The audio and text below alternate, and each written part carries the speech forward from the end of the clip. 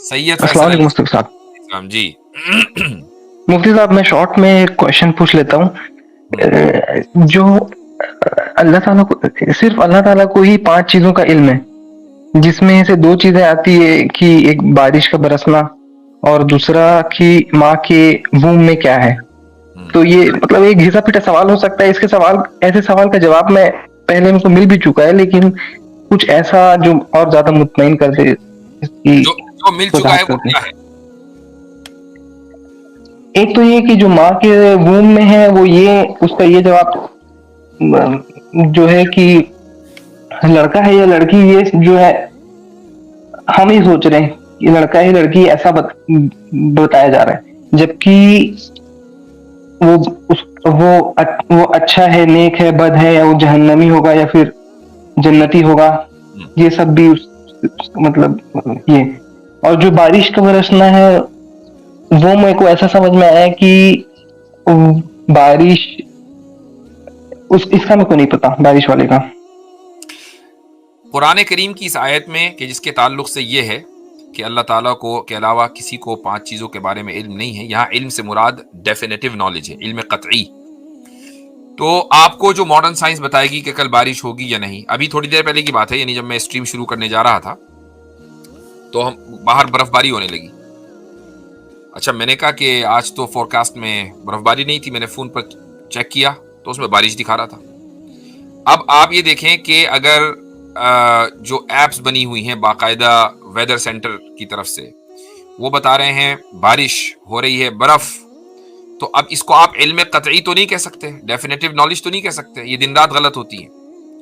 تو سائنس کتنی ہی ترقی کر لے اس کے اندر کہیں نہ کہیں غلطی کا امکان رہے گا.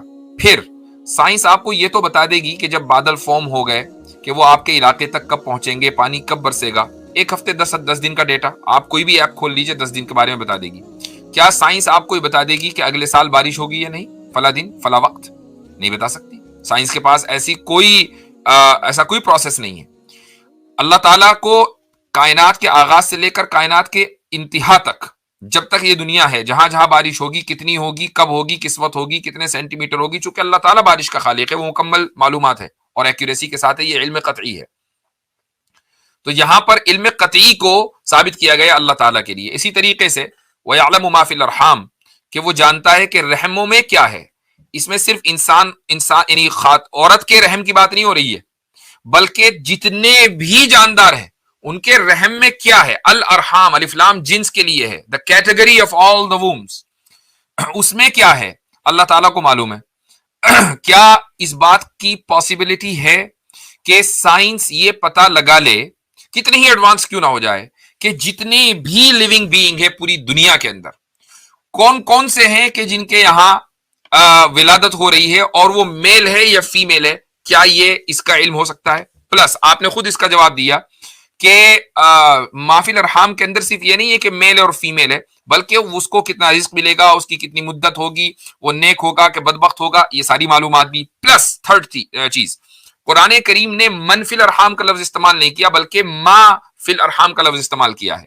من کا جو لفظ استعمال ہوتا ہے وہ ذوی العقول یعنی ان چیزوں کے لیے، ان جانداروں کے لیے کہ جو ریشنل ہیں، کہ جیسے انسان، اس کو آپ من کے لیے، من کا لفظ آپ انسان کے لیے استعمال کریں گے. لیکن اگر کسی چیز میں لائف نہیں ہے تو اس کے لیے آپ من کا لفظ استعمال نہیں کریں گے، ماں کا لفظ استعمال کریں گے. تو اللہ تعالیٰ اس وقت کہ جس وقت لائف نہیں پڑی اس وقت جانتا ہے کہ یہ میل ہوگا یا فیمیل. کوئی سائنٹیفک ڈیوائس ایسا نہیں بتا سکتا کہ جو بتا دے. مثلا کیا مرد کے اسپرم کو دیکھ کر یہ بتایا جا سکتا ہے کہ جب یہ جو بچہ ہوگا یہ میل ہوگا یا فیمیل ہوگا؟ نہیں بتایا جا سکتا. یعنی علوق سے پہلے نہیں بتایا جا سکتا، اللہ تعالیٰ جانتا ہے. تو یہ فرق ہے.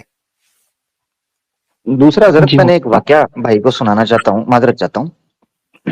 کچھ سال پہلے ایک عورت تھی جو پریگننٹ ہوئی اور شادی نہیں ہوئی تھی، تو زنا کر کے اس نے وہ جو بچہ جو ہے اس کو کنسیو کیا، اور بعد میں پتا چلا کہ جس مرد کے ساتھ وہ بچہ ہونے والا ہے نا، اس سے وہ نہیں ایکسپٹ کر رہا.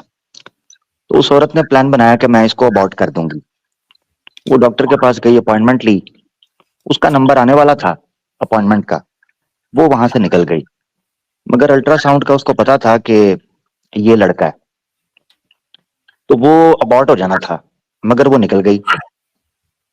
آج اس بچے کو لوگ جسٹن بیبر کے نام سے جانتے ہیں۔ یہ ڈاکٹر کو بھی نہیں پتا تھا کہ جس بچے کو ابارٹ کرنے لگا وہ جسٹن بیبر ہے۔ یہ انٹرویو اس کی والدہ کا میں نے سنا ہے۔ یہ ہے ما فی الارحام۔ دوسرا ایک آیت میں ابھی دیکھ رہا تھا جس کو آپ نے سمجھنا ہے کہ حضرت ایک آیت میں نے ابھی دیکھی، تو میں نے کہا اس کا میں ذکر صرف کا سورہ ممتحنہ کی آیت نمبر 3 میں ارحام کا اور اولاد کا ذکر کر کے اللہ کہتے ہیں یوم القیامتی یفصل بینکم، اللہ تمہارے مابین فیصلہ کرے گا ارحام اور اولاد کو ذکر کر کے۔